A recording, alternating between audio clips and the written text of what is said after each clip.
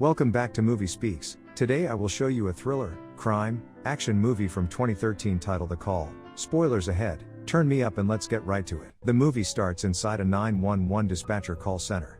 Jordan Turner is dating fellow officer Paul Phillips. During her break, they talk about seeing each other later on while she flirt with him and calling him a bad cop for flirting back. After returning from her break, she get a call from a frantic girl telling her that someone is breaking into her house. Jordan the dispatcher tells the caller to go upstairs and lock her door while the intruder is searching for her. He managed to get inside her room and look down on the balcony and seen her sandals. Thinking she must have jumped down, he rushes down to catch her, not knowing she's hiding under the bed. Jordan tries to keep her calm, ensuring her that officers are on their way. While talking to her, the call disconnected, and not thinking, Jordan calls her back. While the phone rings, the intruder hears it upstairs and double back to the room. She said it worked, he fell for it and left, but then the intruder grabs her from under the bed and attacks her while Jordan listens helplessly. While she begs for her life while hitting her, he grabs the phone and answered. She tells him to leave the house, cops are on their way, and not to harm the little girl, and he answers it's already done before disconnecting. She rushes out and into the break room, blaming herself for not being on top of her game, and causing the death of a little girl, and walks out on her boss Flora before leaving work. The next day she nervously walks in and takes a deep breath before starting her shift. Wanting to start the rest of her day fresh, she volunteers to train new employees, and telling them rule number 1, never make promises they cannot keep. While Casey's in the mall with her best friend and she remembered not picking up her brother, so she rushes to leave. Ending her day early because of her friend leaving, she tells her mom she'll be home soon. While not paying attention, a car backs up, almost running her over, causing her to drop her phone. He apologized and explained he didn't see her. As she picks her phone up and noticing that it's broken, the same stranger grabbed her from behind and covered her mouth with a chemical over her nose that causes her to pass out.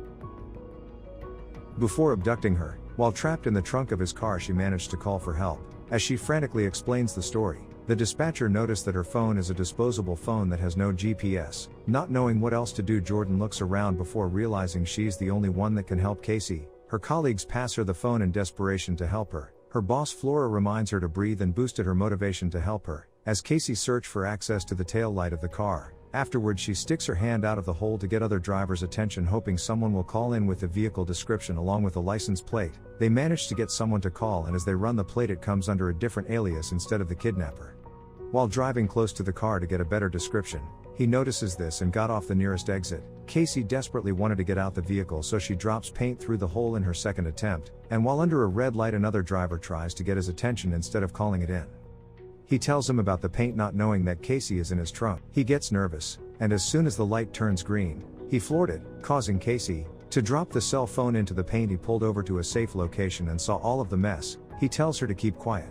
As the bystander follows him in to make sure everything was okay, he threatened Casey to not say a word as he holds a screwdriver to her face. He tells the guy everything is fine to get him to leave, and as the guy gets back inside his car to call the cops, he breaks the window, smashing the cell phone. He goes around and attacks him with a shovel as the guy tries to fight him off, then taking his vehicle with him. Later, Officer Paul shows up at the crime scene and notices a broken bottle, and requests to get it fingerprinted. While taking her out of the trunk, he noticed that she had a cell phone in her back pocket. He frantically tries to keep her quiet and places his hands over her mouth, and Jordan tells Michael Foster that the police knows who he is and assuring him that his fingerprints were found at a murder scene, and tries to talk some sense into him into not hurting the little girl and that he doesn't have to harm her. And Michael responded it's already done before hanging up, giving Jordan flashbacks to her previous call with him. Full of emotions, she tells her boss that he is the same man that killed that other girl.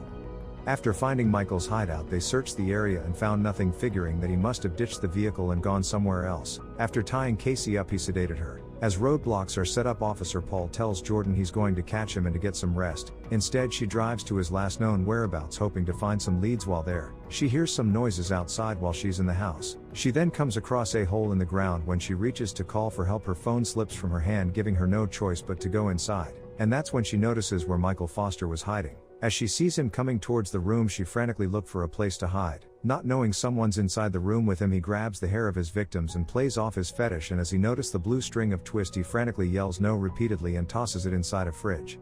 He then looks at the closet door while Jordan looks on in horror with nowhere else to run. As he approaches, knowing at any minute he could close the door and see her, he smells the fragrance of his victim's clothing. Later, Paul and some other cops ended up finding the getaway vehicle, but with no one inside other than the dead body of the owner. He calls Jordan's phone and left her a voicemail.